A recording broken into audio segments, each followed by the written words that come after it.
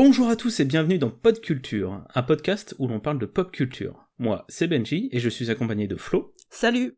de Mathieu Salut tout le monde. et de Clément. Bien le bonjour. Alors aujourd'hui, on va vous parler de nos GOTY, des Game of the Year, de nos œuvres of the Year, avec un super accent français. Et j'invite sans tarder Mathieu à commencer à nous parler de son GOTY, de son Game of the Year. Bon bah moi ceux qui me connaissent savent de quelle œuvre je vais parler évidemment, hein. Pour moi le jeu de l'année c'est Resident Evil 2. Bon après c'est un remake donc voilà peut-être certains vont penser que c'est pas vraiment un jeu qui est légitime et c'est une critique que je peux comprendre. Mais pour moi c'est vraiment Resident Evil 2 le jeu de l'année parce que c'est un jeu que j'attendais depuis plusieurs années. Il avait été annoncé en 2015 et je l'attendais avec une grande impatience en tant que fan de Resident Evil. Et clairement, j'ai pas été déçu. Le jeu, je l'ai trouvé exceptionnel. J'ai beau critiquer Capcom pour leur tendance à faire trop de remakes, trop de versions HD de leurs jeux à ressortir sur toutes les consoles. Mais là, on peut dire que quand ils font des remakes, ils font vraiment pas les choses à moitié. Et là, à l'image du Rebirth qui était sorti à l'époque de la Gamescube et qui était un remake du premier épisode, là, ils nous ont fait vraiment un remake exceptionnel, remis au goût du jour. C'est vraiment Resident Evil 2 avec un nouveau gameplay, mais ils ont vraiment gardé l'essence du jeu. L'histoire a été très légèrement remaniée, mais ça respecte vraiment le matériau original. Et vraiment, niveau ambiance, le jeu est incroyable. C'est un jeu, c'est rare à une époque telle qu'aujourd'hui, puisque les œuvres avec des zombies, on en a eu à toutes les sauces pendant des années et des années. Mais c'est vraiment un jeu qui m'a réappris à avoir peur des zombies, à ne pas être à l'aise dans leur présence, et puis comment ne pas parler non plus aussi de Mister X, qui est vraiment la grande force de ce Resident Evil 2. Et donc vraiment, voilà, pour moi, l'année a commencé sur les chapeaux de roue avec Resident Evil 2, et même s'il y a eu de très bons jeux au cours de l'année, dont je parlerai peut-être un petit peu plus tard, c'est vraiment Resident Evil 2 qui marquera 2019 à mes yeux. Ce qu'il y a d'assez fou, c'est quand même le fait qu'il soit sorti dès le début de l'année, en janvier, Ouais. Mais direct, pour toi, ça a été le jeu de l'année, Ah, quoi. direct. Mais après, pour tout te dire, tu vois, quand j'ai su qu'il allait sortir janvier 2019, je rigolais un peu avec ça, mais au fond, je savais que ça serait probablement vrai. Mais moi, j'ai dit, pour moi, ça y est, le GOTY va sortir en janvier. Et tu vois, ça n'a pas loupé. Après, comme je disais, il y a quand même ce débat que je comprends, que certains estiment qu'on ne peut pas dire que Resident Evil 2 est un GOTY qui ne le mérite pas vraiment parce que c'est un remake.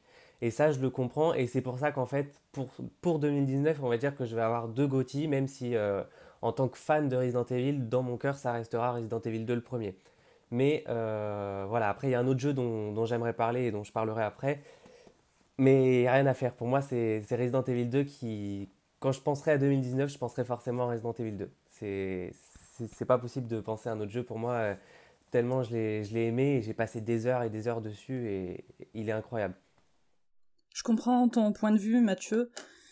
J'irai pas jusqu'à dire que j'ai passé des bons moments dessus, mais je l'ai trouvé assez addictif. C'est le jeu qui te fait te dire que t'es masochiste, en fait. Parce que vraiment, je suis très sensible à ce genre d'ambiance. J'irai pas jusqu'à dire qu'il m'a terrorisé, mais j'étais toujours sous pression. Ouais, c'est ça. En fait, c'est pas un jeu qui terrorise. On est, j'ai dit qu'on avait peur, mais on est plus, voilà, c'est plus une pression. En fait, quand on arrête de jouer, limite, on a ce petit, on respire d'un coup, on se sent libéré d'un point, on se dit, Tout à putain, fait. en fait, j'étais vraiment sous pression. Et malgré tout, t'as envie d'y retourner, parce que moi, ce qui m'a fasciné, c'est un peu le côté... en fait, escape game. Tu dois explorer toutes les pièces, tu dois trouver les clés, tu dois Mm. résoudre des énigmes pour continuer à explorer le commissariat, puis d'autres maps. Ouais, c'est ça, c'est vraiment les jeux à l'ancienne, quoi. Il y a aussi le petit côté nostalgique qui joue dans le fait que ce soit mon GOTY, parce qu'on retrouve vraiment la structure et le gameplay des jeux à l'ancienne, mais avec remis au goût du jour d'un point de vue technique, quoi. Et je trouve ça fou. Ça me manque en fait ce genre d'expérience où on passe d'une pièce à l'autre, on résout des énigmes, on trouve des clés, on ouvre une porte et ça continue. Et donc c'est pour ça. Je te Bah, comprends du tout coup, à ça me fait. fait dire... Excuse-moi, du coup Oui. ça me fait dire que le jeu dont je vais parler moi après risque de faire un petit boom boom dans ton kokoro, quoi. Ah, Parce que ça va te parler, vraiment. très intéressant, j'ai hâte d'entendre ça alors. En fait, moi j'ai du mal à comprendre les gens qui diraient que Resident Evil 2 ne mérite pas son statut de jeu très important de l'année et a fortiori de jeu de l'année pour certains. Parce que quand tu vois le boulot qui a été abattu pour que ce jeu existe là tel qu'il est aujourd'hui, en fait, il y a vraiment eu un travail de réinterprétation. C'est plus qu'un remake, c'est-à-dire les développeurs ont compris pourquoi Resident Evil 2 c'était bien et pourquoi il fallait que ce soit toujours bien en 2019 avec les évolutions qu'on a connues. Vraiment, moi, j'y ai pas joué malheureusement, mais j'ai vu un peu du gameplay et j'étais à côté de gens qui y jouaient, tu vois, et j'ai ressenti ce que vous disiez sur la pression et sur le sentiment d'être pris à la gorge à chaque fois, que t'es jamais vraiment serein. Et aussi sur le côté escape game, en fait, moi ce qui me plaît dans cette histoire, c'est qu'on est un peu dans une contre-tendance au monde ouvert. Le monde ouvert, l'open world qui est un peu trop omniprésent aujourd'hui et on commence déjà à sentir ses limites.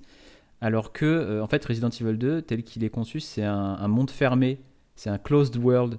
Et j'avais vu une excellente vidéo, je crois que c'était de Game Anatomy, là-dessus, en fait, sur le monde fermé et en quoi le monde fermé permettait de faire plus de choses que le monde ouvert, même si en apparence on te laissait moins de liberté. En fait, chaque pièce du commissariat, en l'occurrence, est vraiment designée pour interagir avec les autres et le chemin du joueur est vraiment écrit à la base et en fait on va te forcer à évoluer dans le commissariat, à explorer et chaque élément est à sa place pour une raison et elle va te permettre, une clé par exemple que tu trouves va te permettre d'aller déverrouiller une autre porte, puis de continuer, puis de finir d'explorer une map, puis de rejoindre la suivante. Et en même temps, on te donne une certaine liberté, mais dans un espace fermé. Et ça rend le truc intéressant en fait. J'ai toujours été plus touché par des jeux dont j'avais le sentiment en fait qu'ils étaient faits précisément pour moi en fait. Plus qu'un jeu pour lequel on a donné une grande liberté aux joueurs entre guillemets parce qu'on a mis un immense bac à sable, mais qu'au final l'expérience de jeu est un peu impersonnelle.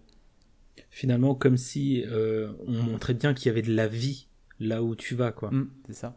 Ou là, c'est plutôt de la mort dans le cas présent. Ouais. C'est ça. Le fait que ce soit un huis clos, ça donne vraiment l'impression que le commissariat est un personnage à part entière.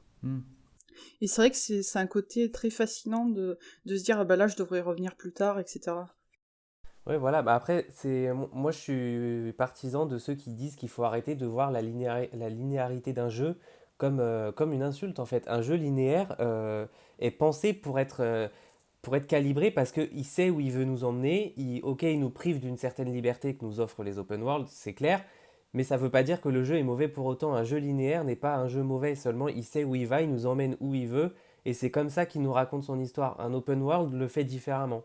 Et pour moi, d'ailleurs, j'ai tendance à préférer les jeux linéaires qui nous racontent une histoire qu'un open world qui, certes, me laisse aborder toute l'aventure comme je le veux, mais qui, à côté, l'histoire, franchement, elle empathie forcément parce que t'es moins dans l'ambiance de l'histoire en général. Et puis surtout, moi je vais parler d'un jeu après qui est linéaire, qui a qu'un seul scénario et qu'une seule ligne directrice, mais qui garantit une expérience unique pour chaque joueur, mais on y reviendra.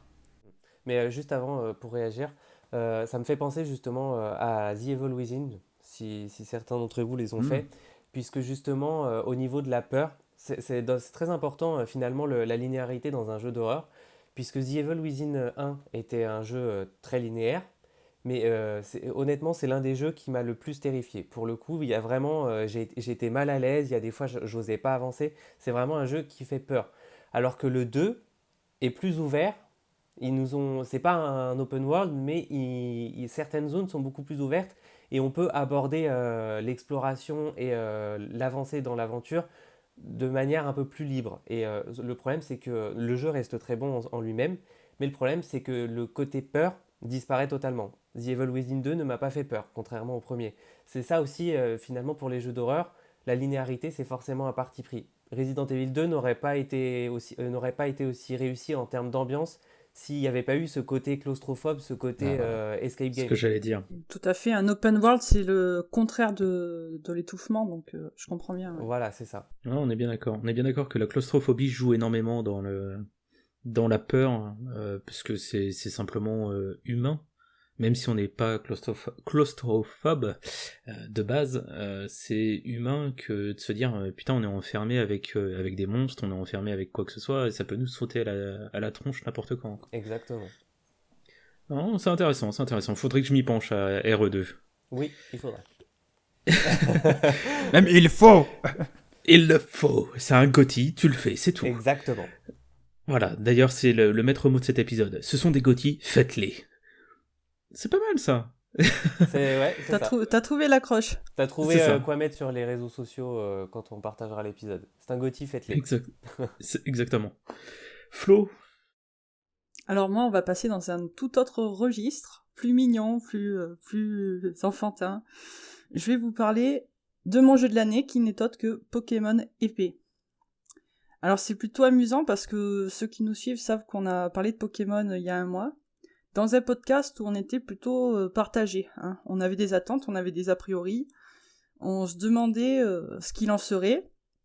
Et maintenant que j'ai eu la manette en main, je vais vous dire ce qu'il en est. Alors je vais très rapidement présenter le jeu. On se retrouve cette fois-ci dans la région de Galar. Elle est énormément inspirée de la Grande-Bretagne. la Grande-Bretagne, pardon. Et pour moi, c'était tout de suite un atout parce que j'adore cette culture. Et donc, comme d'habitude depuis certaines générations, tu choisis de faire un garçon ou une fille. Tu choisis un Pokémon starter. Wistampo, Larméléon ou Flambino. Donc moi, j'ai choisi le petit lapin comme promis. Et ensuite, tu dois devenir le meilleur dresseur, te battre sans répit, tout faire pour être vainqueur et gagner les défis. Donc il y a des arènes, il y a un Pokédex à compléter, il y a 400 Pokémon cette fois-ci. La seule mécanique de gameplay inédite, enfin je suis un peu injuste en disant la seule, mais en tout cas la plus grosse nouveauté, c'est les formes Dynamax. En gros, ton Pokémon il devient monstrueusement grand et monstrueusement fort pendant 3 tours, mais si des conditions bien précises sont réunies, et j'ai trouvé que c'était plutôt bien utilisé. Après, oui. C'est pas du tout abusé. Ce dont j'avais peur, mais on y reviendra, mais j'avais peur justement qu'ils abusent énormément dans le jeu, qu'on en ait à toutes les sauces, et effectivement, c'est pas abusé, c'est mis avec parcimonie. Je trouve qu'ils l'ont bien dosé. Ouais, carrément. Après, le jeu n'est quand même pas exempt de défauts. Comme vous avez pu le constater, l'histoire est on ne peut plus traditionnelle. Le jeu a été décrié là-dessus, mais effectivement, la technique est inférieure de ce qu'on pourrait attendre de la part de la Nintendo Switch. Et enfin, je voudrais parler du mode online rapidement. Je l'ai trouvé très intéressant, il propose des activités fun. Par exemple, je me suis battue contre Benji ici présent. Hein. Bon, il m'a mis la raclée, mais si vous voyez sa tête. Et mais le mode online, il reste quand même assez capricieux. Je sais pas si t'as essayé Benji, mais je trouve que c'est difficile de se connecter le week-end et ça reste lent toute la semaine de toute façon. Ouais, ça ramouille de ouf. Dès qu'on est sur les terres sauvages et qu'on active le online, donc en fait c'est là où tous les joueurs peuvent se retrouver. Et donc on voit les joueurs interagir entre eux ou interagir avec le décor. Et effectivement ça ramouille, mais bien comme il faut, quoi. D'ailleurs, j'aurais bien aimé qu'on puisse vraiment se retrouver avec ses amis sur les terres sauvages et même voir le personnage de ses potes, mais apparemment, bon, ça reste encore un petit peu... bon, j'ai pas envie de dire gadget, mais ça reste encore à peaufiner tout ça. C'est ça, c'est plus des... on se retrouve plus par invitation pour des combats, pour des raids, que à proprement parler au sein même de la map, ouais. Alors néanmoins, vu que c'est mon GOTY, je suis pas là pour parler des défauts. Ouais, c'est ça, moi je commence à me poser la question, mais alors qu'est-ce qu'elle met ça en GOTY du coup? Je suis là pour parler de ses points forts, et vous vous en doutez, ils sont nettement plus nombreux et nettement plus importants finalement que les défauts. Déjà, le jeu est un peu plus mature. Alors, l'écriture n'est pas folle, mais on est un peu moins guidé, un peu moins pris par la main que dans Pokémon Soleil et Lune. Et moi, ça répond totalement à mes attentes de joueuse parce que y a la part belle pour l'exploration. Alors déjà, je trouve la région de Galar très attrayante, mais en plus, rajouter les terres sauvages, qui est un open world au milieu du reste de la map qui est plus linéaire, je trouve ça très astucieux. J'ai l'impression que c'est un épisode hybride et qui est porteur de belles promesses pour l'avenir de la saga, vraiment. Je sais, Clément, que tes plus grosses craintes c'était au niveau de l'écriture. Donc vraiment, je répète, elle est pas folle, mais elle est moins infantilisante.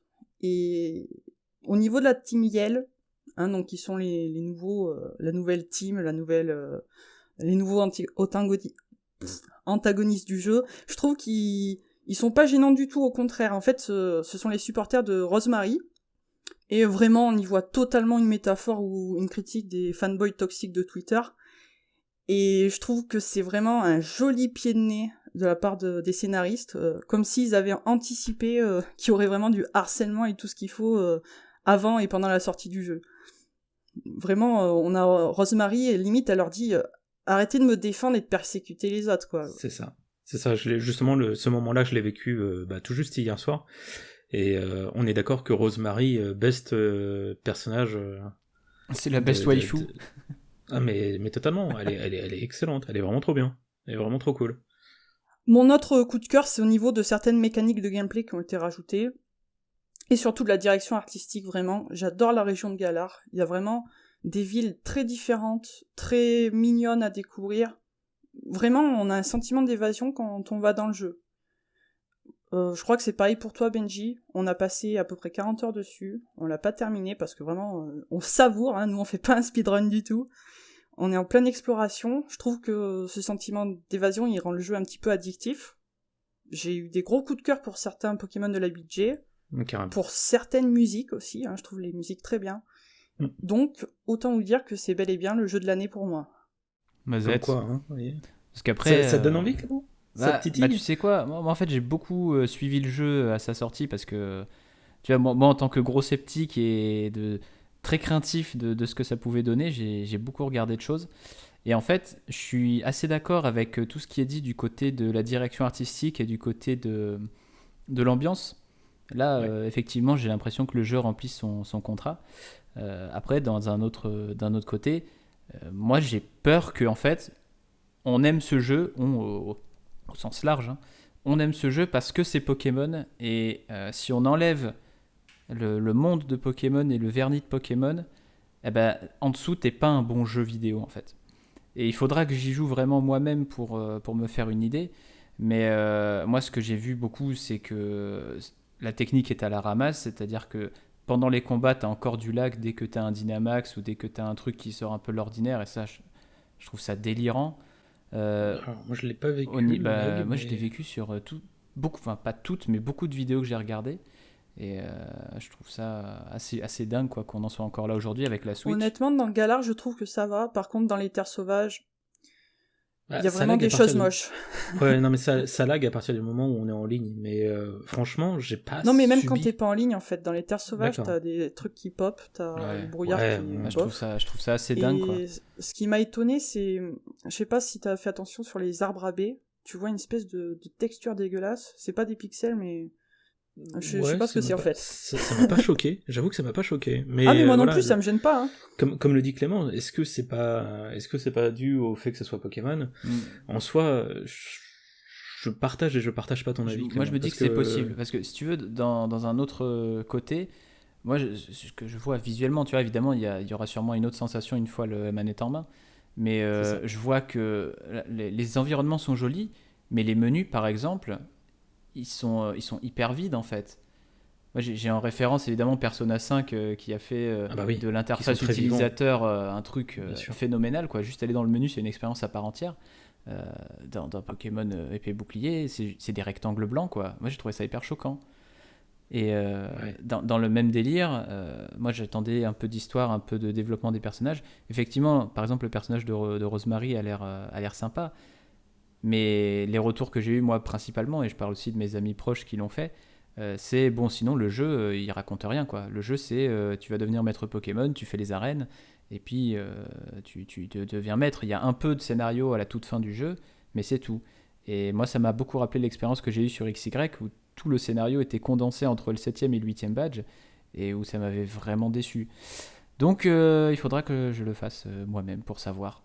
Parce que, si tu veux, les retours du jeu me font presque prendre conscience que le jeu va pas répondre à mes attentes, mais les gens aiment quand même.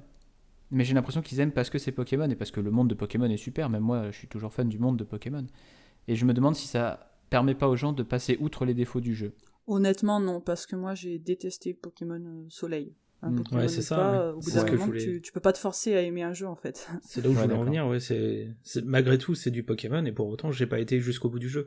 Là, tout comme Flo, enfin, j'en reparlerai tout à l'heure, mais tout comme Flo, j'ai passé la quarantaine d'heures sur le jeu, je l'ai pas encore terminé, et pour autant, je prends du plaisir sur ce que je découvre. Mhm. Ce qui n'était pas le cas sur Soleil et Lune. Ouais, d'accord. Bah, il faudra que je le fasse. On pourra savoir qu'une fois que j'aurai joué. Exactement.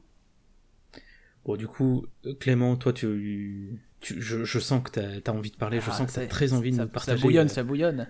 C'est ça. Parce que Allez, partage-nous ton GOTY. moi, contrairement à Mathieu, tu vois, qui avait son GOTY dès janvier 2019, moi, il a fallu attendre la fin de l'année pour avoir vraiment le jeu qui a tout cassé dans ma tête.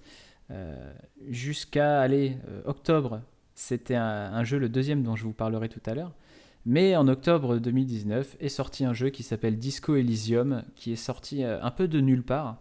Parce qu'autant, là pour l'instant, on parle beaucoup de jeux très attendus en 2019, on savait qu'ils allaient arriver. Autant là, Disco Elysium, il est arrivé d'un peu de nulle part. Il est sorti, c'est le premier jeu d'un studio estonien qui s'appelle Zaum. Et en fait, c'est même pas un studio de jeux vidéo à la base, c'est un collectif artistique spécialisé dans l'édition, en fait.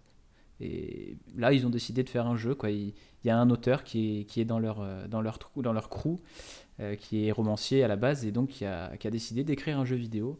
Ça donne Disco Elysium. Alors, qu'est-ce que c'est ? C'est compliqué à décrire. C'est surtout une enquête, en premier lieu. Disons que tu te réveilles dans un motel un peu miteux, t'es en slip, et tu sors d'une gueule de bois monumentale, tu ne sais pas ce qui se passe, tu ne sais pas qui tu es. C'est une véritable épave, c'est-à-dire que tu sens que ton personnage, clairement, il va pas hyper bien.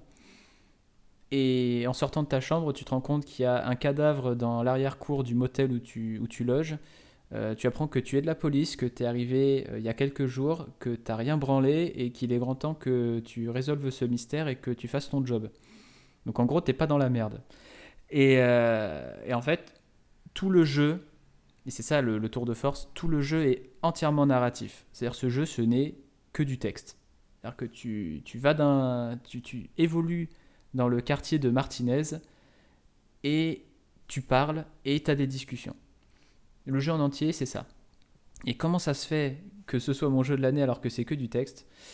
Eh ben c'est quasiment entièrement dû à l'écriture du jeu et à son ambiance. C'est, comment dire... J'ai jamais vu ça, j'ai jamais lu ça. L'enquête fait à peu près 20 heures et pendant 20 heures, tu es dans un monde. Tu es dans le monde du quartier de Martinez, dans la ville de Revachol, dans tout ce lore, tout ce contexte qui est développé autour de toi, juste avec les discussions avec les différents personnages du jeu.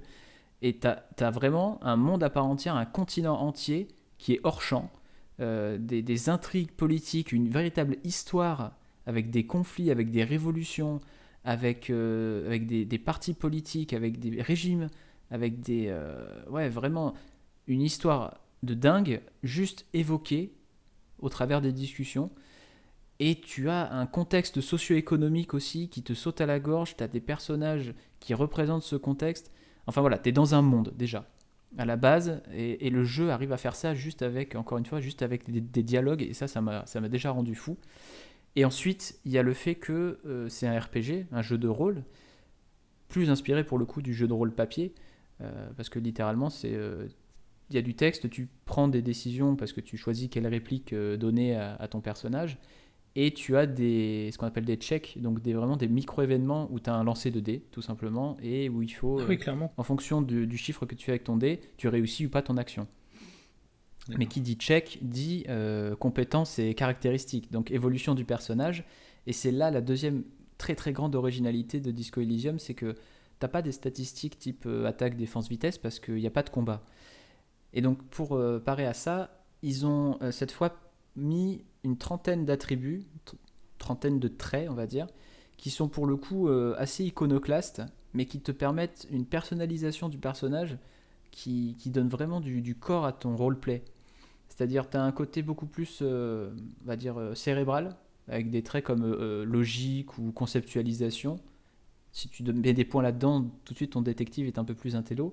Tu as des traits comme l'empathie ou la suggestion qui là sont beaucoup plus humain, beaucoup plus psyché, beaucoup plus, beaucoup plus ressenti, si tu veux. Intelligence émotionnelle en quelque sorte. Tu peux mettre des compétences aussi dans les traits comme la résistance à la douleur ou la résistance physique ou juste la force physique pour avoir un détective costaud qui casse des bouches ou des traits comme la coordination œil-main ou l'interfaçage. Là, c'est plus l'habileté en fait. La capacité de ton personnage à interagir avec ce qui l'entoure et à avoir une capacité de réaction plus élevée, etc. Et donc, tous ces traits-là déjà vont influencer ton histoire parce que en fait, c'est ça le génie de l'écriture de ce jeu, c'est qu'il y a 50 000 façons d'arriver au bout. Et quand tu rates un chemin, c'est pas forcément une mauvaise chose parce que d'une part, tu as toujours un autre chemin derrière et tu as toujours... en fait, c'est toujours une opportunité d'aller voir là où tu n'avais pas prévu d'aller au départ. Et en fait, il n'y a pas vraiment de moyen de perdre dans ce jeu. C'est possible, mais c'est vraiment que tu as raté ton enquête. Mais en tout cas, c'est pas parce que tu as perdu, parce que tu n'avais pas assez de telles stats que tu vas pas pouvoir gagner par ailleurs avec tes autres stats. Ça, c'est trop fort. Et donc rater un check, c'est jamais forcément... C'est frustrant parce qu'évidemment, tu as un truc rouge qui apparaît, tu as raté ton check et tu perds ce que tu as voulu faire, mais tu peux toujours te rattraper. Mais ça, c'est pas le seul point. Ce qui est hyper intéressant aussi, c'est que chacun de ces traits est en fait une espèce de voix dans la tête du personnage. Et en fait, plus on va améliorer nos traits, plus le personnage va commencer à avoir des conversations internes avec ces différents traits. Par exemple, moi j'avais un perso qui avait beaucoup de logique. Et à chaque fois que tu avais un personnage avec lequel tu discutais qui faisait un truc qui n'était pas hyper logique, plus émotionnel et tout, j'avais la logique qui intervenait et qui faisait « Oh, ça c'est de la merde, franchement moi j'aurais jamais fait ça et tout ». Et t'as des petites phrases comme ça, mais qui sont absolument brillantes. Et là où j'ai pris le vertige, c'est que en fait, je me suis rendu compte que en fonction vraiment de ce que tu mets comme point dans les caractéristiques, ben, c'est différentes voix qui interviennent. Et du coup, chaque joueur a vraiment son expérience, en fait. Chaque joueur a vraiment son expérience et sa façon d'arriver à surmonter telle ou telle énigme ou tel moment du jeu. Et je crois que c'est ça, moi, qui a achevé de me prendre, c'est que c'est une aventure linéaire, mais où tout le monde a son expérience. Et j'ai parlé avec d'autres gens qui l'ont fait. Et même si on avait fait un détective assez proche, d'ailleurs moi j'étais très intelligence et intelligence émotionnelle en sorte, avec un peu d'habileté. Et lui avait fait, par exemple, le pote avec qui j'ai parlé, il avait fait full empathie par exemple. Et ben on a fait un peu la même chose, mais vraiment pas pareil. Et surtout on n'a pas résolu les quêtes de la même façon. Et voilà, c'est une vraie expérience de roleplay. Et moi j'avais besoin de ça à un moment donné, qu'on m'embarque dans un monde, qu'on m'embarque dans une histoire. Et encore une fois, c'est fait juste en lisant. Et ça, c'est un bien et un mal parce que ceux qui n'aiment pas forcément lire vont pas rentrer dedans, ça c'est sûr. C'est pas forcément une expérience pour tout le monde. Et même ceux qui aiment lire, là, le jeu pour l'instant n'est pas traduit, donc il est vraiment complètement en anglais. Ah oui. Et c'est c'est un anglais très relevé. Donc vraiment ceux qui veulent se lancer là-dedans, mais qui sont pas trop à l'aise avec l'anglais, mieux vaut attendre que le jeu soit traduit, et puis comme ça au moins vous aurez l'opportunité de rentrer pleinement dans l'aventure, quoi. Ce serait dommage de passer à côté de cette claque monumentale juste à cause de la barrière de la langue. C'est clair, il est comme sorti beaucoup sur de jeux. Les consoles. Il est sorti sur PC, il va sortir sur console d'ici la fin de l'année, je pense. D'ici la fin de l'année prochaine, donc en 2020, quoi.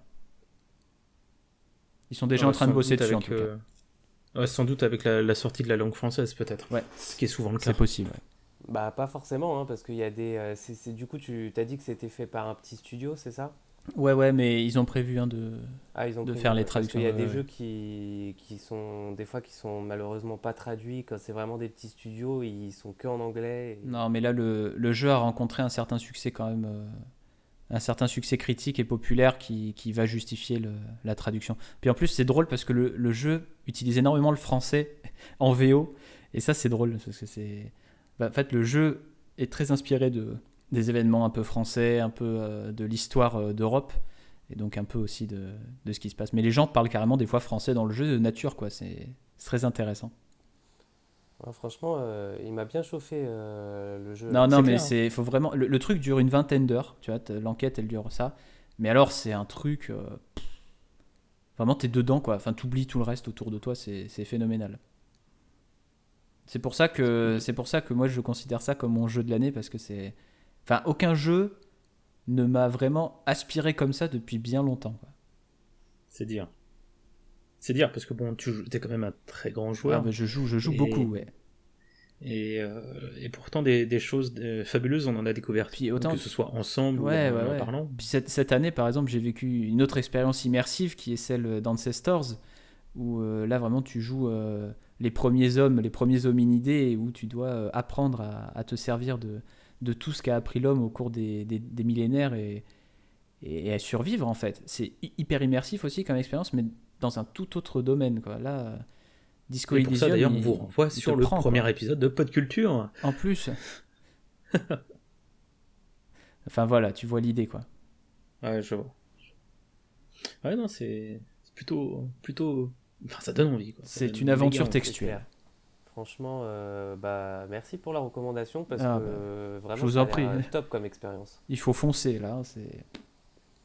Et du coup, ça va être à Benji, qui n'a pas encore parlé, de nous révéler son GOTY.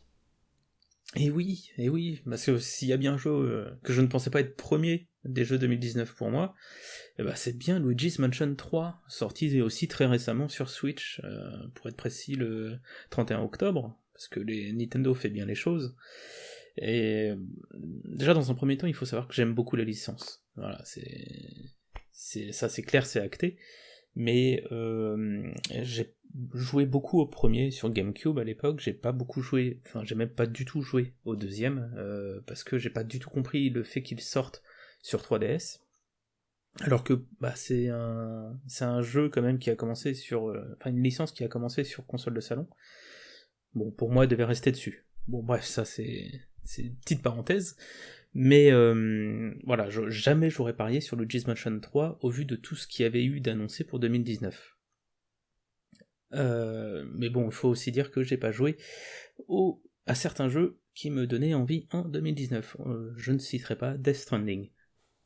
What ? Bon, bref. Bon, pour résumer rapidement l'histoire, Luigi et ses amis, Mario, Peach et une bande de Toad ont été invités pour passer un séjour à l'hôtel du repos éternel. Déjà, c'est pas suspect comme nom, hein. Et évidemment, une fois arrivés, ils vont être accueillis par la patronne de l'hôtel, un peu trop, comment dire, ectoplasmique, je dirais. Mais bon, ça, aussi naïf soit-il, ils prennent place dans leur chambre, hein. Ils se disent, oh bon, c'est cool, l'hôtel a l'air sympa, on va passer un bon séjour, et donc ils finissent par se souhaiter une night, pour reprendre ce que dit Mario à Luigi, ce que j'ai trouvé excellent et super mignon. Night.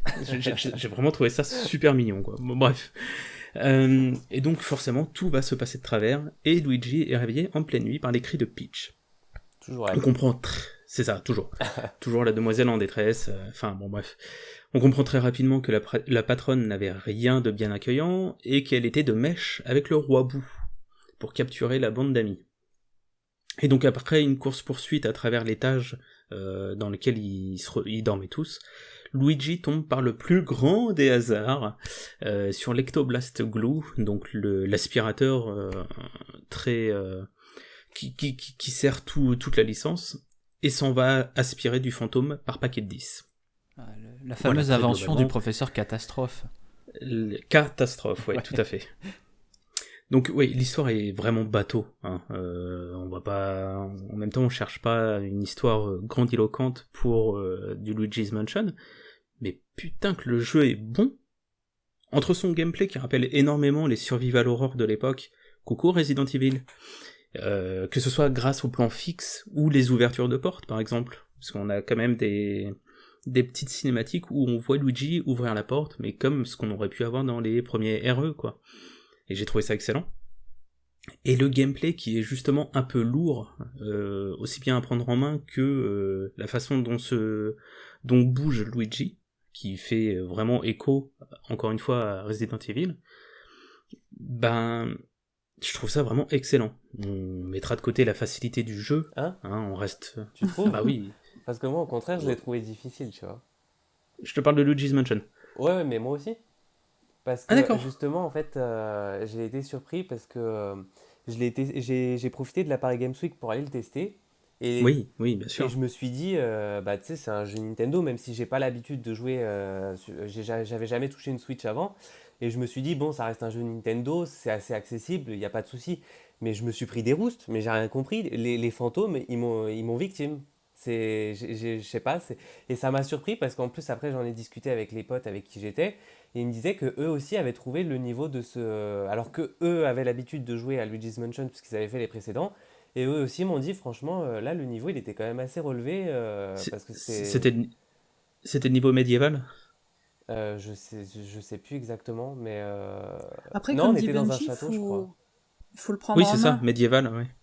C'est Ah, vrai que à la Paris Game Week, moi, je l'ai eu en main 5 minutes.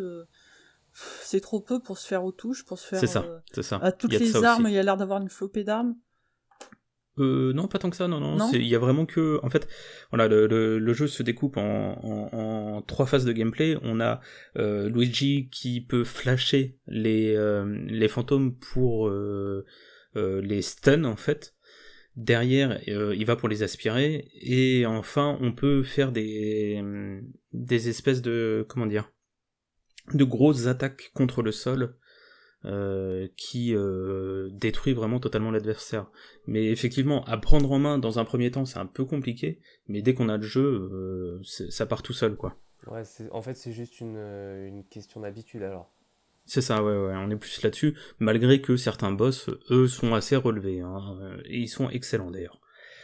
Mais c'est là que j'ai apprécié, moi, totalement l'hommage, ou je dirais même le survivant, du survival horror. Je sais pas si c'est cohérent, mais je vois ça comme ça. C'est le survivant du survival horror de l'époque qui fonctionne totalement, alors qu'il est dans un univers qui n'est pas le sien, dans le côté très mignon, très Apparemment, le Nintendo-esque. jeu est drôle. Hein. J'ai vu une Ah, vidéo il est qui m'a excellent. fait beaucoup rire. C'est Luigi qui il se pose sur son lit, il sort un livre et puis il a à peine regardé la page, il s'endort. C'est exactement ça, ouais. C'est au tout début du jeu, ouais. Il l'a à peine ouvert qu'il se prend le livre dans la tronche et s'endort, quoi. C'est très con, mais ça marche totalement. Bah, On est sur c'est du Nintendo, Nintendo, quoi. quoi, c'est ça. C'est ça, C'est ce qui fait le charme de cette firme, en fait. Cet humour-là, exactement. un peu naïf, un peu niais, mais qui fonctionne toujours. Ben, C'est ça, surtout c'est avec exactement Luigi's ça. Mansion, ils ont réussi à faire du spooky drôle en fait. C'est ça, C'est en vraiment fait, une ils licence qui arrivent. va chercher des inspirations là où Nintendo va pas d'habitude. C'est ça qui est fort. Et c'est là où je reviens sur ce que je disais Ouais. avec le survival Sur un horror, survival quoi. horror, qui aurait cru quoi. Mais c'est ça. D'ailleurs, ça me fait dire que lors de certaines de mes sessions de jeu, je me suis surpris à plusieurs reprises de trouver certains moments assez creepy. Genre, par exemple, on va dans une pièce, il y a un objet qui est à tel endroit, on sort, on revient, l'objet a changé d'endroit, mais rien que ça donne des petits Oh mon frissons. dieu, c'est Paranormal Activity! Et c'est exactement ça. Ou encore des fantômes qui apparaissent d'un coup et nous surprend façon Screamer, quoi. Mais ça marche de ouf. Benji, si t'as eu peur devant Luigi, je te déconseille Resident Evil 2. Mais Bah oui, historique, il va bien t'accueillir, t'inquiète. Il est très gentil, il est très avenant. Il est assez tactile. Il est pas, oui, par contre, Surtout il est un peu tactile. tactile, faut pas lui en vouloir. Non, mais je l'aime bien, je le trouve charmant. Surtout avec son grand manteau, ça fait très pas pervers. Ouais, pas du tout, t'inquiète. Coucou les enfants. Après, voilà, faut pas que j'oublie aussi de vous parler de la direction artistique. Parce que j'ai pas arrêté de penser aux films d'animation, que ce soit Disney Pixar ou autre, et à chaque fois je me disais, mais putain, si on avait un film Luigi's Mansion ou Mario, ce qui va arriver derrière grâce aux créateurs de Moi Moche et Méchant, parce que c'est eux qui s'occupent de l'adaptation Ah, c'est filmique de Illumination, Super c'est Mario. ça? C'est ça, Ouais. MacGuff, ouais. Et parce que les cinématiques, mais putain, ce que c'était beau, c'était trop cool. J'avais vraiment l'impression d'être dans un dessin animé, dans un film d'animation. Ça, c'était ce qu'il y a de mieux sur la Switch ou pas? C'est compliqué. Parce que je suis pas quelqu'un qui juge les jeux sur les graphismes. C'est pas quelque chose qui m'intéresse.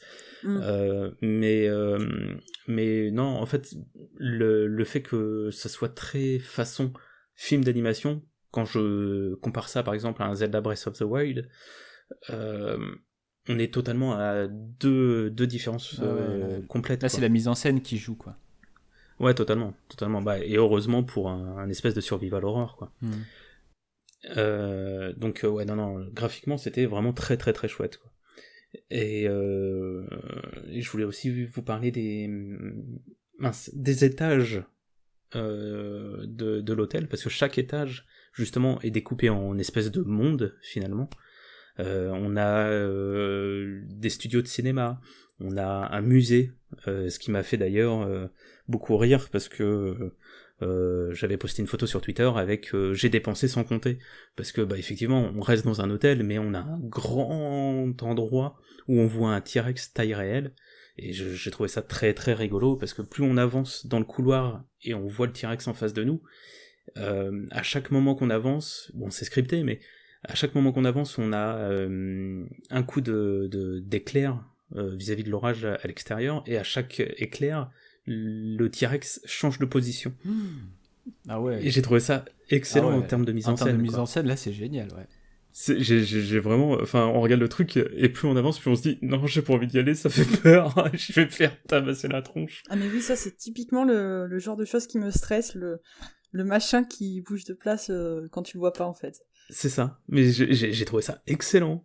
Enfin, franchement, les coups de mise en scène, pareil, comme on parle de mise en scène, mais l'endroit où il y a un studio de cinéma, il y a toute une mise en scène façon kaiju qui est excellent et qui est super drôle. Mais il y a tout dans cet hôtel, il y a un musée, il y a un cinéma. c'est ça, il y a tout un étage qui est consacré pardon, au médiéval, donc avec un château, avec...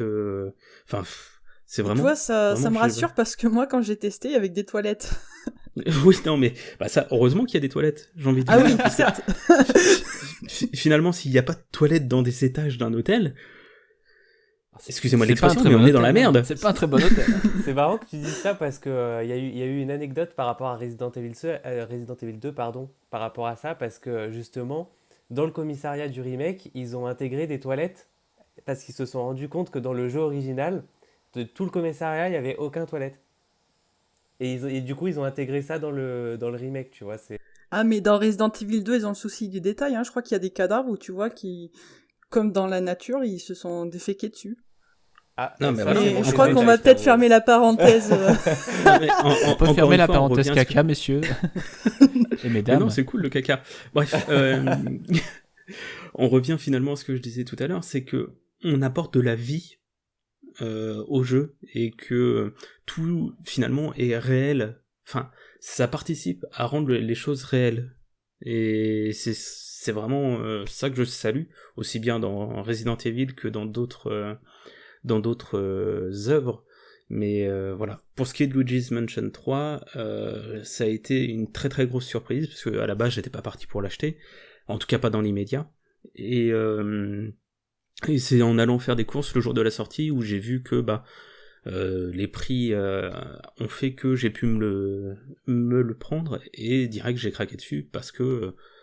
et j'ai bien fait, ça aurait été une très grande erreur de pas craquer dessus dans l'immédiat, parce que ça fait de lui mon GOTY de cette année 2019. Ni plus ni moins.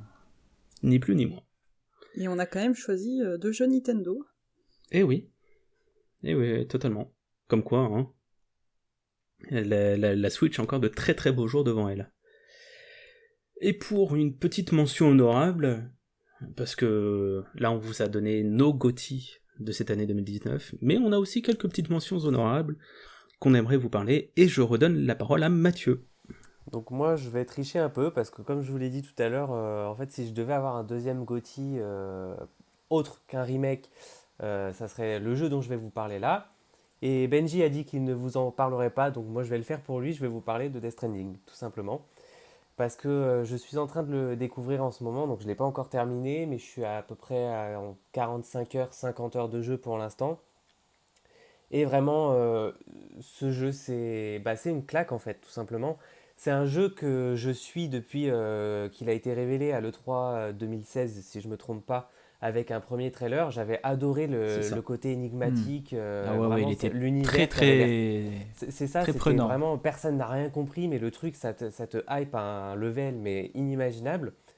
Et j'ai suivi, bon après, moi j'ai trouvé la promotion du jeu je trouvais que la promotion du jeu avait un peu trop duré sur le temps, à force ma hype était un peu redescendue. Surtout que sur la fin, Kojima qui disait des trucs du style même moi je comprends pas mon jeu, machin, ça m'a donné un peu l'impression qu'en gros il essayait de faire un jeu, un ovni, mais pour faire un ovni sans véritable but. Donc ça m'avait un peu refroidi, mais je me suis dit j'ai quand même envie de le découvrir, j'ai quand même envie de lui laisser sa chance. Et franchement, j'aurais jamais cru être hypé autant et prendre autant de plaisir à un jeu typiquement qui est un jeu FedEx. Parce que il faut le dire, c'est un jeu FedEx qui va diviser beaucoup de monde et qui divise beaucoup de monde, c'est une certitude. Mais parce que moi, dans mes styles de jeu, j'ai de plus en plus de mal avec les open world, parce que comme disait Clément tout à l'heure, on sent un peu qu'ils arrivent à leur limite. On a l'impression de bouffer la même chose à chaque fois. Les quêtes, elles n'arrivent plus à se renouveler. C'est du FedEx, c'est va là-bas, reviens, et puis ensuite retourne là-bas et va me chercher ça. Et ça, c'est des mécaniques de jeu avec lesquelles j'ai de plus en plus de mal. Récemment, cette année, j'ai découvert Assassin's Creed Origins, donc un peu après tout le monde. Au bout de 10 heures, j'ai failli abandonner le jeu à cause de ça, même si finalement je suis allé jusqu'au bout, mais j'ai failli abandonner le jeu avec ça. Et j'avais peur que Death Stranding me saoule à un level max à cause de ça. Et le fait est que pas du tout. En fait, ça fait à presque 50 heures de jeu, en fait, pour l'instant, il n'y a aucun moment je n'ai ressenti de lassitude, d'ennui, alors que typiquement, tu vas dans un point relais, tu prends tes colis, tu vas les livrer à un autre, et puis après, de ce point relais, tu repars vers un autre point relais et tu fais ça pendant 50 heures, tu livres des colis. Mais je sais pas, c'est l'univers du jeu, l'ambiance qui s'en dégage, l'open world, il est vide qu'il en peut plus. C'est des plaines et des plaines d'environnement, de vide en fait. Mais je sais pas, le jeu a un charme indescriptible. Et c'est surtout ce qui me séduit vraiment beaucoup, c'est la manière dont il nous fait passer en fait le FedEx pour quelque chose de... comment dire ça? En fait, on a l'impression de rendre service aux gens. C'est un jeu Non, mais c'est ça. qui est solo, mais qui fondamentalement a une dimension multi. Et quand on trouve des colis qui sont abandonnés par terre et qu'on voit tel joueur a perdu ce paquet, machin, on pourrait se dire j'en ai rien à foutre, je passe, moi je fais mes livraisons et lui il se démerde. Et en fait, non, à chaque fois on a ce truc qui nous dit franchement ça coûte rien, hop, je prends son paquet, je vais le ramener là où il était censé le ramener, je vais gagner des likes, il va gagner des likes, tout le monde va être content. On a rendu service et en fait on se sent bien dans le fait de rendre service aux autres. Et c'est vraiment le jeu, je trouve, qu'il excelle dans l'art de faire passer le FedEx pour quelque chose comment dire, j'ai pas le mot, En fait, d'altruiste. ça sert le propos du jeu. Exactement. C'est vraiment parce que le propos du jeu, pour ceux qui connaissent éventuellement pas trop le propos du jeu, en fait, c'est simplement on incarne Sam Porter Bridges, donc qui travaille pour une société de livraison dans un monde qui a été dévasté par le Death Stranding, un événement. Bon, moi, j'avoue que j'ai pas encore fini le jeu, donc j'ai pas encore tous les aboutissements de cet événement, mais c'est un peu, pour l'instant, de ce que j'ai compris, c'est un peu un espèce de Big Bang en gros qui a ravagé la planète et qui fait que maintenant bah, c'est pour ça que les extérieurs sont vides en fait, puisque tous les gens se sont renfermés à l'intérieur, puisque l'extérieur, clairement, c'est la mort. La pluie est mortelle, il y a des échoués, les échoués peuvent nous tuer.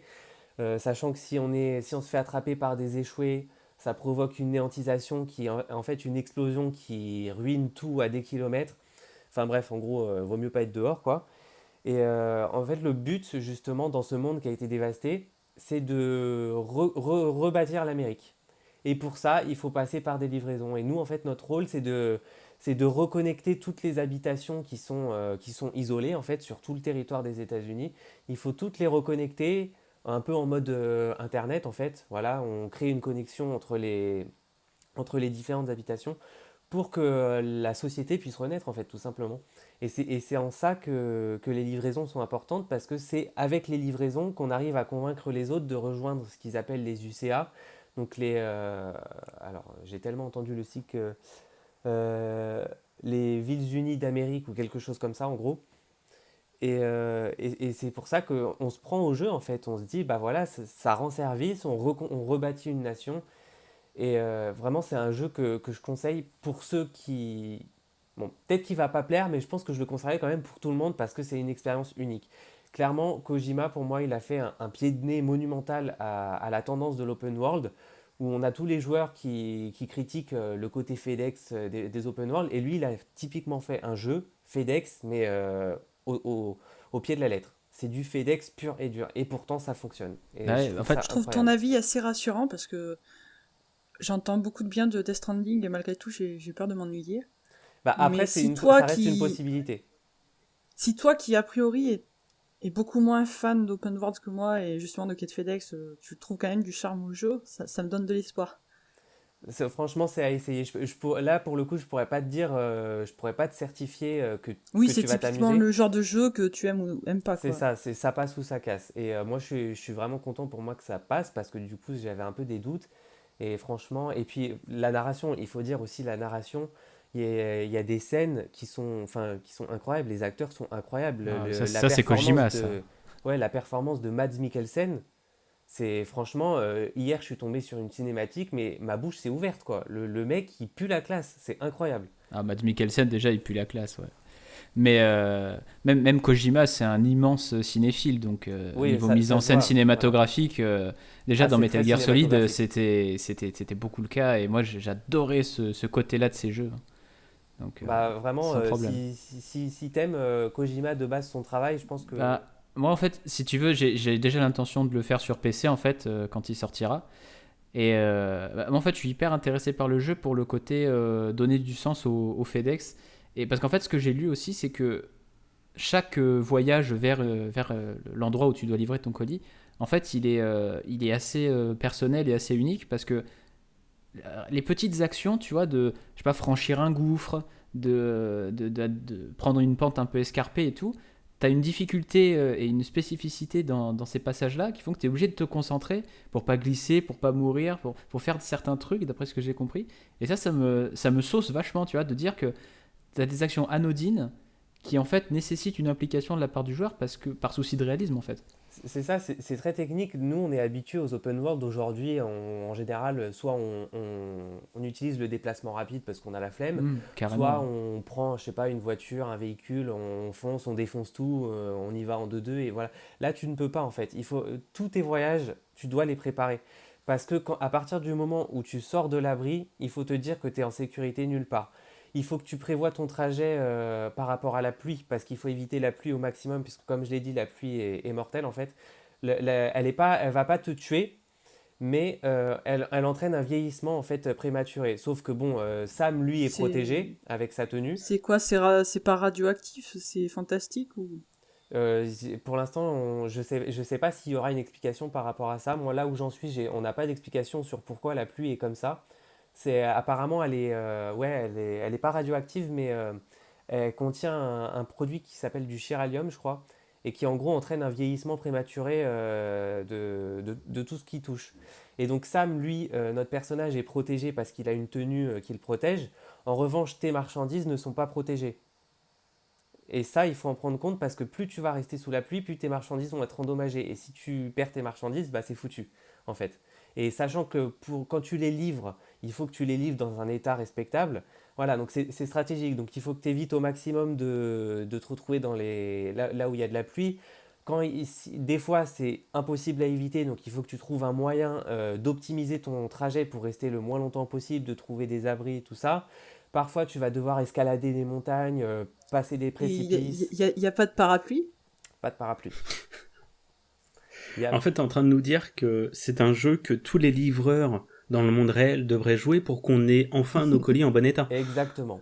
Voilà. D'accord, ouais, je vois. Sauf que les livreurs, eux, ne vont pas avoir à escalader des montagnes et à utiliser une échelle pour passer un gouffre pour éviter d'abîmer la marchandise. Ils vont pas tomber sur des Et camps pourtant, des de... fois, on dirait qu'ils ont fait ça, hein. C'est C'est vrai. ça. On se demande... en fait, bah voilà. Kojima nous a En fait, c'est un révélé jeu le qui secret de tous nos il colis. réhabilite la profession. C'est ça. Et donc, vraiment, c'est. Mais après, chaque trajet vraiment est incroyable. Et puis, justement, c'est là aussi qu'il y a le côté entraide, parce que des fois, on va passer à un endroit et en fait, on va trouver par exemple un autre joueur qui est passé par le même endroit, un joueur qu'on ne connaît pas, hein, qui n'est pas dans notre liste d'amis. Ça se trouve, c'est le mec qui se trouve en Chine, il a joué il y a 3 semaines au jeu, et on va trouver en fait une échelle que lui a posée à tel endroit pour pouvoir traverser le précipice. Et nous, on va pouvoir utiliser son échelle plutôt que de déployer la nôtre. On va pouvoir utiliser ce qu'il lui a posé. Et si vraiment ça nous a aidé, on va pouvoir lui mettre des likes. Alors, les likes, concrètement, ça sert à rien. Mais en fait, on le fait parce que pour dire, bah, tu m'as rendu service. Ça Voilà, sert à je te- rien, je mais te ça mets fait des likes. plaisir. Ça fait plaisir. D'autant que quand on pose des Du trucs, coup, si vous avez aimé l'émission, voilà, Ouais, mettez des mettez likes aussi. Ça sert à rien, mais ça fait plaisir. Du coup, quand nous-mêmes, quand on aide à construire des routes, on pose des échelles, on pose des encres d'escalade pour dévaler une montagne, ce genre de choses, quand les joueurs les utilisent et nous mettent des likes, on a une notification qui pop très discrète et qui dit tel joueur vous a mis des likes parce qu'il a utilisé votre. Et franchement, quand tu vois ça, bah, tu te dis c'est cool, j'ai rendu service à quelqu'un, quoi. Et c'est ça, en fait, il y a cette dimension d'entraide, de stratégique, parce qu'il faut vraiment penser à tout.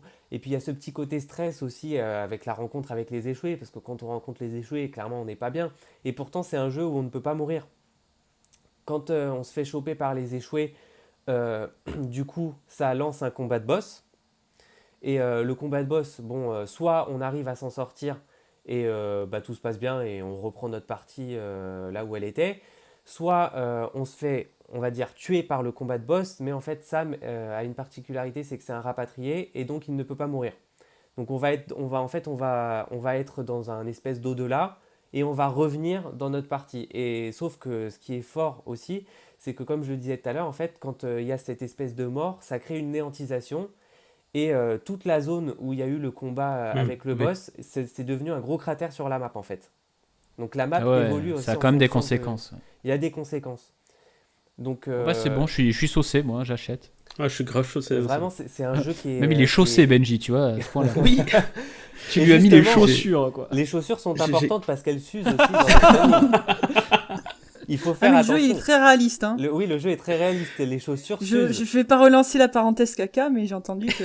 Ah, alors ça, je peux vous en parler aussi. Quand on est dans son Allez, abri c'est parti. et qu'on prend des douches, qu'on fait pipi et qu'on fait caca, Qu'on fait En caca fait, sous ça la crée douche, des hein, armes. attention.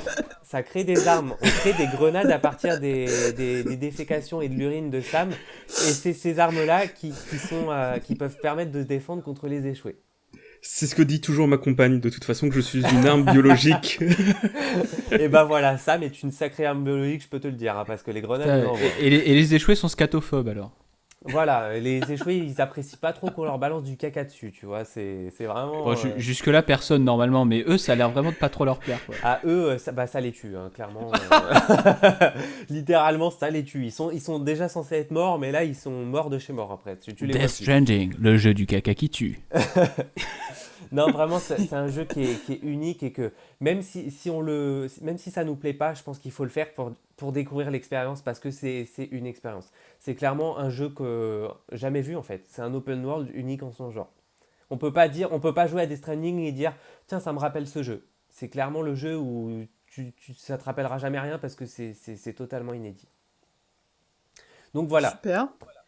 Ok, bon, bah, comment rebondir là-dessus? Ça va être super compliqué, mais je te laisse, Flo, la joie de rebondir là-dessus, parce que après tant d'entrain, ça va être Alors, bien ça chaud. va être compliqué, c'est vrai. Alors, en même temps, quand on est auteur du blog Brick Culture, Oh, oh, oh. Oh. Alors. Oh, oh, oh. je vais vous parler d'un jeu. Bon, ce serait un crime pour moi de pas en parler. C'est un jeu que la communauté attend depuis 14 ans. Et je sais que vous en avez marre que je vous parle de cette licence, mais bon, si vous n'êtes pas content, c'est pareil. Donc c'est Kingdom Hearts 3, où on suit les aventures de Sora, Donald, Dingo, qui vont traverser plusieurs mondes Disney. Et ce qui est bien, c'est que les mondes Disney, ils les choisissent pas pour faire plaisir. Ils ont vraiment une utilité dans l'histoire ou dans les thématiques dont les scénaristes ont besoin. Sauf un qui faisait très fan service, je trouve, mais bon, j'y reviendrai. Et donc on a très peu de monde classique cette fois-ci. On a juste Hercule et Winnie l'ourson.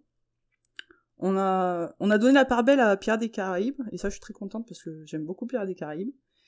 Et vraiment, on a mis l'accent dans ce Kingdom Hearts 3 sur les films d'animation de Disney et Pixar. Ouais, il y a moult Donc, monde Pixar.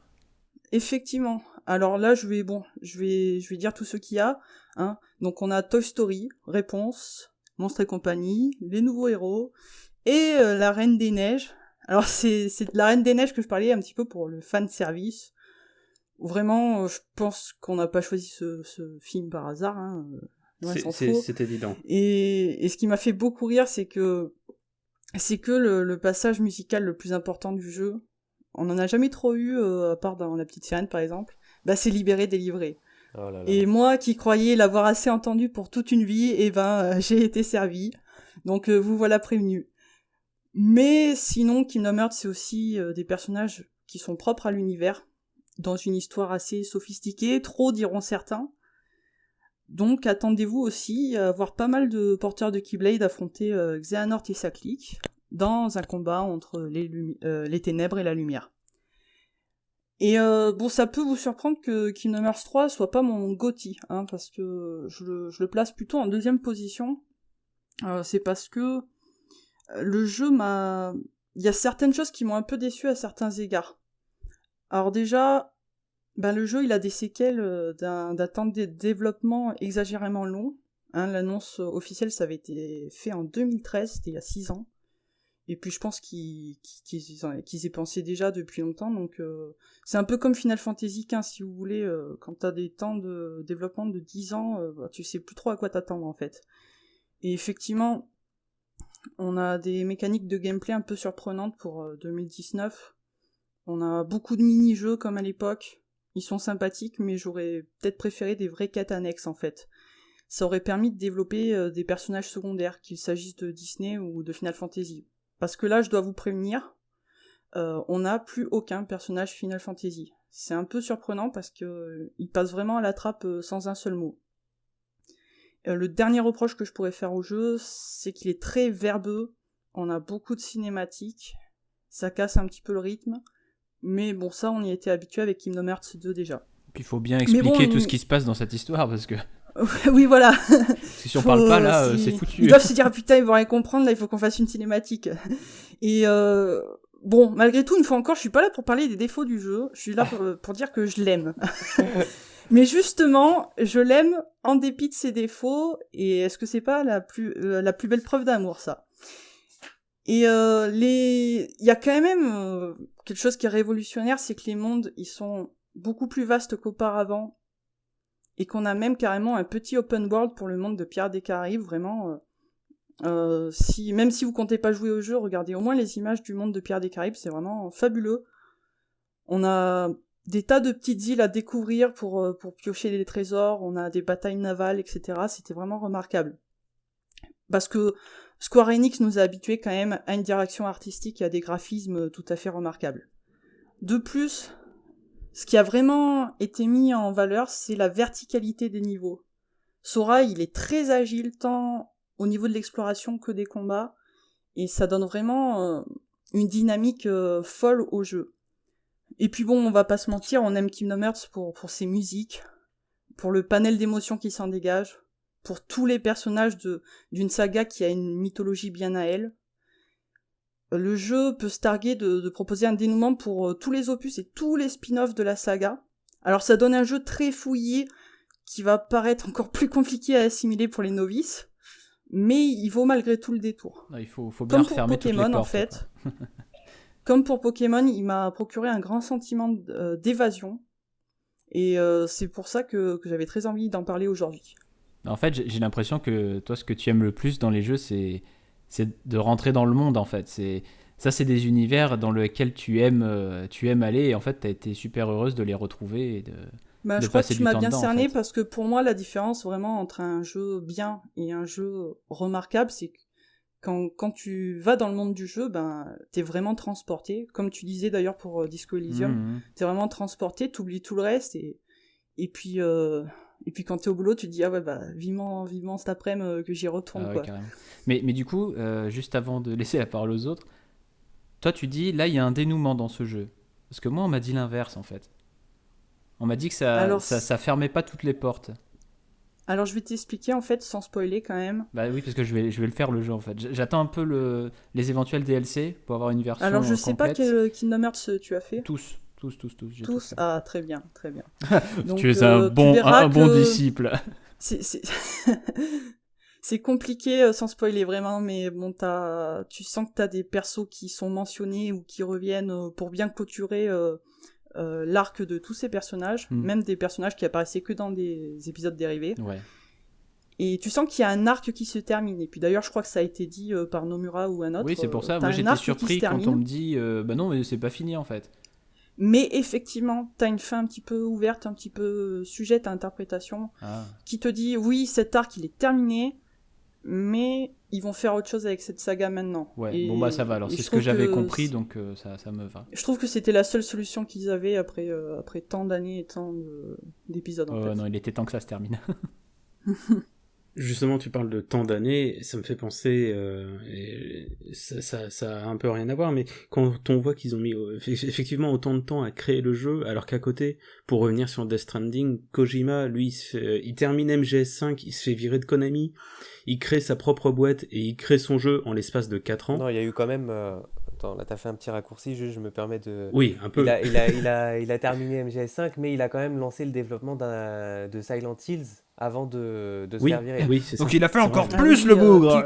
Donc il a fait encore plus. Non, mais c'est hallucinant, quoi. En l'espace de 4 ans, lui, mais il Square défonce des culs, Enix, je vous conseille les ouvrages de third edition. Bon, pour l'instant, j'en ai pas lu beaucoup, mais j'ai notamment lu celui de Kingdom Hearts, et tu vois que il y a des gros soucis d'organisation. Et puis c'est vrai que Kingdom Hearts, t'as l'impression que t'attends depuis 14 ans, mais c'est vrai qu'il y a eu pas mal d'épisodes dérivés entre le 2 et le 3 quand même. Oui.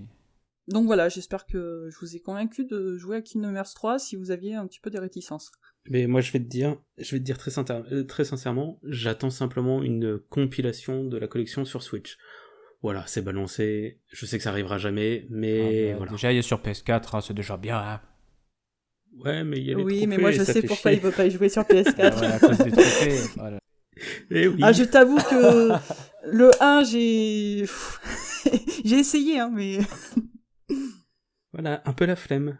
Même si l'univers me plaît et tout, un peu la flemme. Mais je sais pas, enfin, on en avait déjà parlé, Clément, mais je sais pas pourquoi. Moi, le côté RPG, j'arrive beaucoup plus à me plonger dedans quand je joue sur une console portable. Pour qui, pourquoi, je sais pas. Peut-être parce que je me dis que je peux entraîner mes personnages quand je veux, où je veux. Et c'est pour ça que j'ai jamais réussi vraiment à me lancer dans KH ou dans d'autres jeux, notamment les FF. Je sais pas, j'en sais rien. Il faut Après, que là, on j'arrive est quand même face à à un action RPG. Oui, bien sûr. C'est pas bien forcément sûr. ce que tu vas le plus faire level up ton personnage. Ouais, Le non, bien sûr. 3 est... Bon, c'est un peu... le côté 2019, je pense. Le 3 est un peu plus facile, je trouve, que les précédents. Parce que ça aura de plus en plus fort aussi, hein, sa palette de mouvements Non, mais doit rien avoir je à sais pas voir si avec, tu t'en rappelles, mais au début de chaque jeu, quasiment, on te dit, voilà, j'ai oublié mes pouvoirs, il faut que je me rentraîne pour... Ouais, mais là quand même, enfin... J'ai pas trop envie de spoiler, mais ils ont passé un cap quand même, les bougres, là. Et toi, du coup, Clément, ta petite mention honorable. c'est le retour du Clément. Et du jeu indé, parce que là, je trouve qu'on parle beaucoup de AAA, et il est temps de redonner un peu ses lettres de noblesse au jeu indé.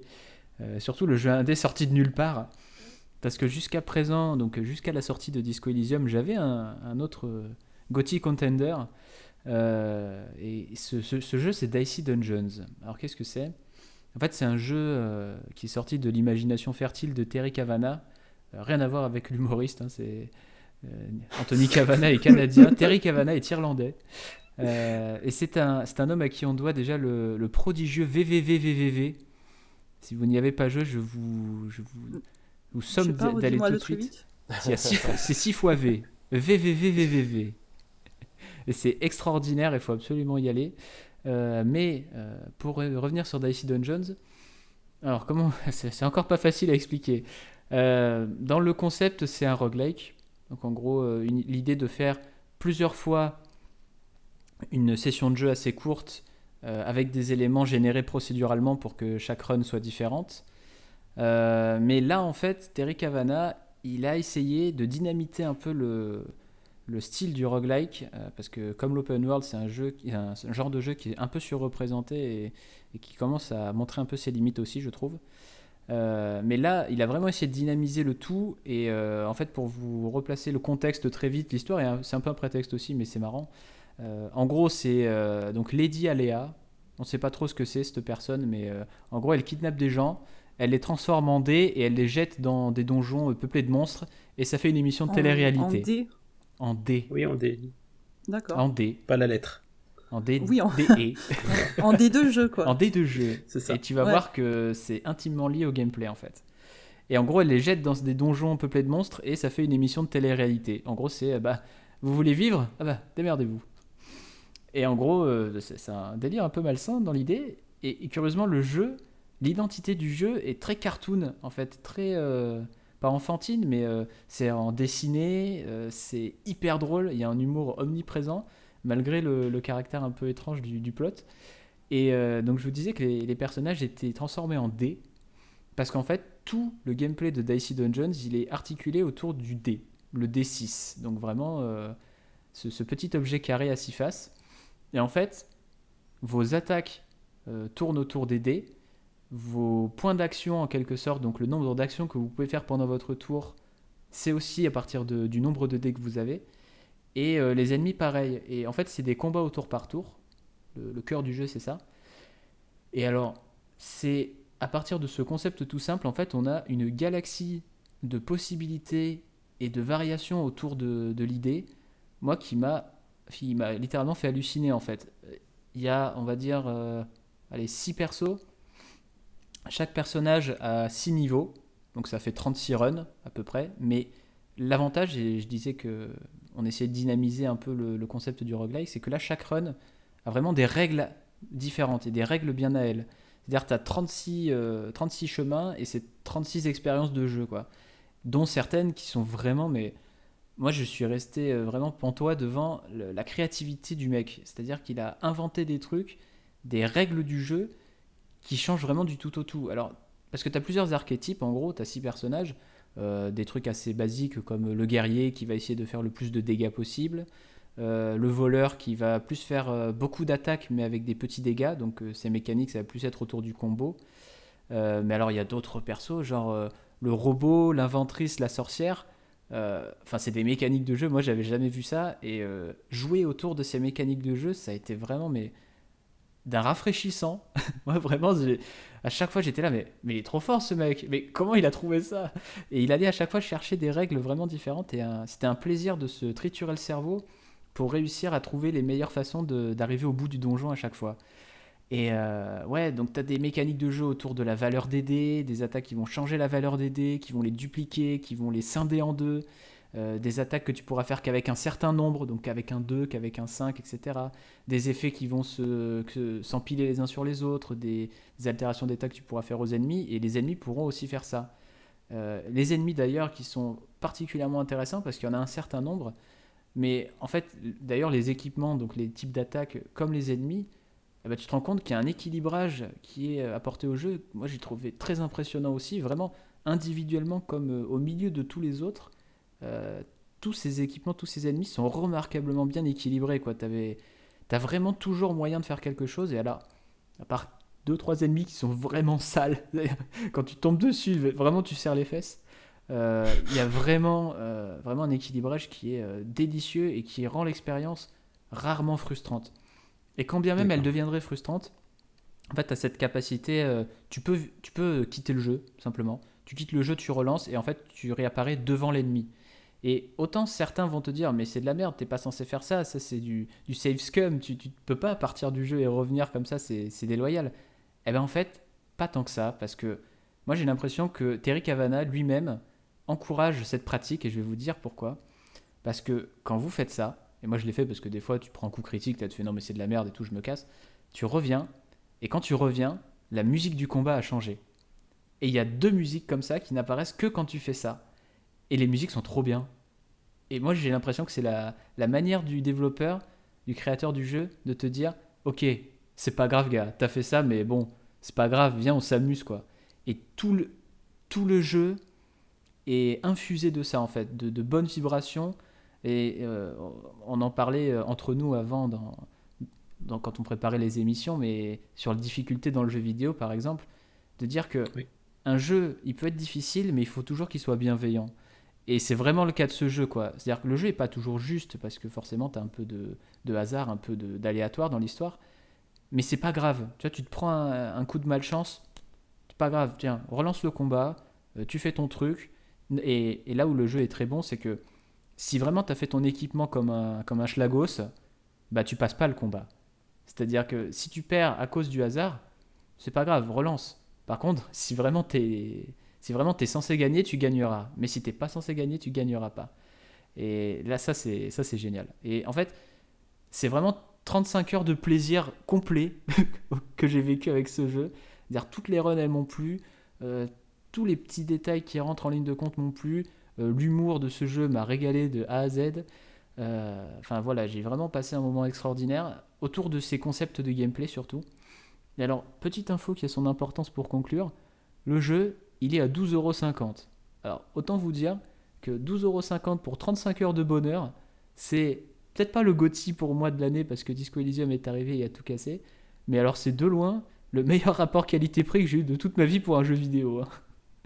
Bah, surtout Jeu vidéo quand on sait que neuf, c'est un jeu j'entends bien sûr. indépendant. Oui, non mais... Et encore, tu dis ça, mais en ce moment, il est à 9,99€ sur En Steam. plus, vous avez aucune excuse, c'est ridicule pour le plaisir de jeu que ça procure. D'accord, ouais. Non, donc en fait, ouais, malgré que ça soit un jeu full RNG, finalement, Mais en fait, il n'y a ouais. aucun moment de frustration, quoi. Bah ouais, parce que en fait, Oui. tous les équipements te permettent souvent de tourner autour du hasard. C'est-à-dire que tu as des équipements qui vont... par exemple, tu as un D5 et tu as besoin d'un D2 ou de petits dés, tu vois, de dés inférieurs à 3 pour faire ton truc. Bah, tu as des équipements, par exemple, pour diviser un dé en deux. Donc en gros, tu mets un 5 dedans et ils vont te donner un 2 et un 3 et tu pourras faire tes attaques aussi. Il y a beaucoup de façons de tourner autour du hasard et de tourner autour du RNG, ce qui fait que même si c'est des dés, tu es souvent en contrôle de ce que tu peux faire et tu es souvent en maîtrise de ce que tu peux faire. Et ça, j'ai trouvé ça brillant dans le game design en fait. D'accord. Après, ouais, voilà, là, je disais qu'il était dispo sur Steam, mais il est également dispo sur Switch. Et oui, il est sorti sur Switch il n'y a pas longtemps. Voilà, comme ça pousse nos auditeurs à s'intéresser aux jeux indépendants. Et surtout, Terry Cavana, c'est un très très grand monsieur du jeu indé. Et quand il fait un truc, lui, c'est toujours super Ce qui cool. me fait dire que VVV, Ah ouais. Il manque peut-être un V. Non, il y en a il est également sur Switch. Mm. Il est également sur Switch. Tout à fait. Je ne peux que vous inviter à y aller, les yeux fermés. Vous avez entendu nos amis, enfin mes amis. Essayez les jeux indépendants. C'est bien les jeux indépendants. Puis ça va chercher dans des coins, vous imaginez même pas. Alors mon petit Benji, c'est à toi désormais de nous donner ton dauphin. Et oui, ma petite mention honorable. Eh ben écoutez, ça va en surprendre plus d'un, mais je vais parler de Pokémon Bouclier. Encore ces Et sales oui. bites. T'as vraiment des goûts de merde. Ah bah oui, Voilà, oui. la tendance est lancée, là ça va clash. C'est bien pour ça que c'était ton GOTY. Alors, moi, je vais pas revenir sur l'histoire, hein, Flo, justement, tu l'as déjà suffisamment bien expliqué, et puis voilà, c'est Pokémon. Mais là où je veux revenir, c'est surtout vis-à-vis de mes craintes de ce nouvel épisode. Comme j'en parlais dans le précédent podcast, je fais partie des sceptiques avec Clément pour cette nouvelle génération, et puis il faut dire que toutes mes craintes ont été évincées. Alors, j'ai oublié de prévenir que j'ai fait le jeu totalement à l'aveugle. Je voulais rien me faire spoiler. Est-ce que ça impliquait déjà une part de moi qui voulait être surpris et qui voulait y croire encore? Sans aucun doute, oui. Sans aucun doute, mais voilà, je voulais pour une fois réussir à refaire un jeu Pokémon comme à l'époque, c'est-à-dire à l'aveugle, sans connaître les Pokémon, être surpris. Et putain ce que j'ai bien fait. Enfin excusez-moi, mais putain ce que j'ai bien fait. Que ce soit entre la découverte de Pokémon avec des designs parfois un peu étranges, mais pour autant certains sont vraiment excellents. Je me suis mis dans l'optique de faire une équipe full 8ème génération. Comme ça m'a poussé à connaître un peu plus justement cette nouvelle génération. Et je peux vous dire que ça n'a pas été facile de faire une équipe, et même encore aujourd'hui, je suis pas encore certain de l'équipe finale, car bon, chaque fois que je voyais un nouveau, je me disais, ah ouais, il est cool lui, je le veux.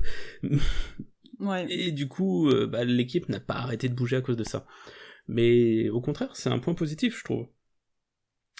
Et je pense que l'un des points les plus positifs que j'ai eu sur ce jeu, c'est les terres sauvages. Comme tu le disais Flo, c'est un mini open world qui peut annoncer vraiment des choses vraiment excellentes pour la suite, mais le fait d'avoir intégré cette partie-là de jeu dès le début de la partie, bah on se rend vite compte qu'on n'a pas le niveau dans certains endroits. Et pour ça, j'ai trouvé ça génial. On se retrouve face à des Pokémon niveau 30, 40, voire limite 50 des fois, alors qu'on arrive avec nos pauvres petits Pokémon niveau 10, autant dire que ça calme direct. D'ailleurs, ça me fait penser à quelque chose que j'ai oublié de préciser, c'est que concernant les rencontres avec les Pokémon, il y a un mixte entre les anciens et Pokémon Let's Go. Donc, quand tu te promènes dans les hautes herbes, des fois, tu as le point d'exclamation et tu sais pas sur quoi tu vas tomber. Et puis des fois, tu vois des Pokémon qui te courent après. Alors, dépendamment des Pokémon, c'est très rigolo. Et si tu vois que le Pokémon, il est carrément hors des hautes herbes, tu te dis, oh putain, lui, il est balèze. Oui, c'est ça. À partir du moment où ils sont hors des hautes herbes, c'est que le Pokémon a un niveau assez élevé. Mais voilà, ça, tu vois, ça me fait dire que justement ce coup du Pokémon au niveau assez élevé, j'ai trouvé ça vraiment génial, quoi. Il y a aussi le retour des arènes que j'ai trouvé très cool, surtout la façon dont c'est fait. Entre les petites épreuves qu'on a juste au début pour montrer qu'on est digne d'aller affronter le challenger, et derrière, donc voir ça comme étant un vrai match dans un stade complet, qui fait nettement plus réaliste et fait totalement écho à ce qu'on pouvait voir dans le dessin animé quand on était jeune, c'est quelque chose qui m'a parlé. Tiens, d'ailleurs, ça me fait penser que le jeu est pas dur, hein, ça reste un Pokémon, surtout avec le multi-exp qui est imposé et qu'on ne peut pas désactiver. Mais les Pokémon sauvages et les dresseurs montent très vite en niveau, et donc très vite on se rend compte que on est à chaque fois à peu près au même niveau qu'eux. Parce que aussi il faut dire que à chaque fois que j'avais un Pokémon qui montait trop haut de niveau, je le stockais dans le PC pour éviter qu'il prenne de l'expérience à cause du multi-exp, pour à chaque fois avoir le même niveau plus ou moins que les adversaires. Ce qui fait que je m'imposais entre guillemets une certaine difficulté. Mais voilà, une difficulté relative. Mais bon, j'avoue que j'ai réussi à perdre contre certains champions malgré tout. Et oui, on parle bien d'un mec qui joue au Pokémon depuis plus de 10 ans et qui perd encore contre certains champions. Bah tu vois, je suis pas encore morte, mais c'est vrai que le dernier champion de dragon que j'ai fait ce matin, c'était chaud quand même. Enfin, c'était pas chaud, mais c'était limite. Après, moi aussi, je me donne des contraintes, j'utilise pas trop d'objets de soins, etc. C'est ça, quoi. C'est ça. Il faut se donner des petites contraintes, ça permet de pimenter un peu le jeu, quoi. Parce que bon, sinon, on roule littéralement sur tout le jeu, quoi. Mais voilà, ça faisait longtemps que j'avais pas passé autant de temps sur un jeu Pokémon. Comme je le disais tout à l'heure, je suis à un peu plus de 40 heures de jeu, sans m'être lassé, et ça c'est un bon point pour moi. Surtout quand je vois à quel point je m'étais lassé sur Pokémon Soleil et Lune, sans même évoquer Ultra Soleil et Ultra Lune, parce que ça servait à rien. Enfin, j'avais pas accroché à Soleil et Lune, j'allais pas faire la suite. Et même pour autant, comme je disais, j'ai pas encore fini le jeu. Donc ouais, c'est une très très bonne surprise, et je suis agréablement surpris de cette nouvelle génération. Comme tu le disais, Clément, est-ce qu'on se pose la question de savoir si on est surpris et agréablement surpris parce que ça reste du Pokémon ? Sincèrement, quand tu vois certains designs des nouveaux Pokémon, non, ça fait pas Pokémon. En fait, c'est ça qui est assez étonnant. C'est que les créatures qu'ils ont créées arrivent à se détacher de ce qu'on a eu l'habitude de voir. Et tu penses à une bestiole en particulier ? Oui, alors il faudrait que je te retrouve le nom, mais... si tu peux la décrire, je pense que je la verrai dans ma tête. C'est l'évolution finale de Grimalin. Ah oui, le gros démon, ouais. Ouais, le gros démon, voilà. C'est vrai que lui, il tranche un peu avec ce à quoi on a l'habitude d'avoir, ouais. Mais ouais, il est totalement particulier, quoi. Et ça me fait penser à l'évolution finale du Zigzaton de oui. l'heure. Oui, Ixon. Il est bien sauvage, lui. Mais ouais, mais il marche très très bien, je trouve. C'est vrai. Et ouais, non, j'ai eu vraiment quelques petits coups de cœur pour certains Pokémon. Ça a marché sur moi. Et j'ai trouvé ça cool. Vraiment pour un nouvel épisode.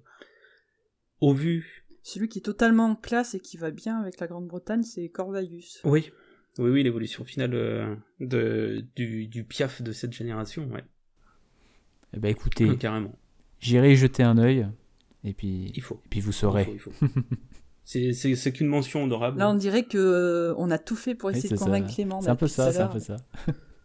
Bah, c'est surtout pour essayer aussi de faire la part belle à l'épisode précédent où on avait très très peur et on exposait nos craintes. Et comme quoi, il faut pas rester sur ce qu'on dit et essayer quand même malgré tout. Et on peut avoir de très très bonnes surprises. Ça fait une jolie morale de fin. Oui, je trouve. Ouais, c'est Mais c'est de parfait. fin. De fin. En es-tu aussi sûr que ça, Flo?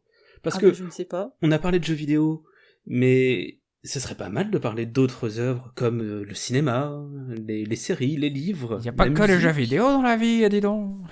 Eh mais non. Mais en plus, c'est exactement ça, Pod Culture. Eh bah dis donc. Si on se donnait rendez-vous au prochain épisode qui arrive dans pas longtemps, promis. C'est sur cette belle phrase, totalement improvisée, c'est pas Mais grave, très réussi. qu'on va se dire salut pour ce premier épisode des GOTY, des Of the Year, pour se donner rendez-vous dans la suite où on va parler d'œuvres plus en général. Salut! Bisous. À la Salut. prochaine.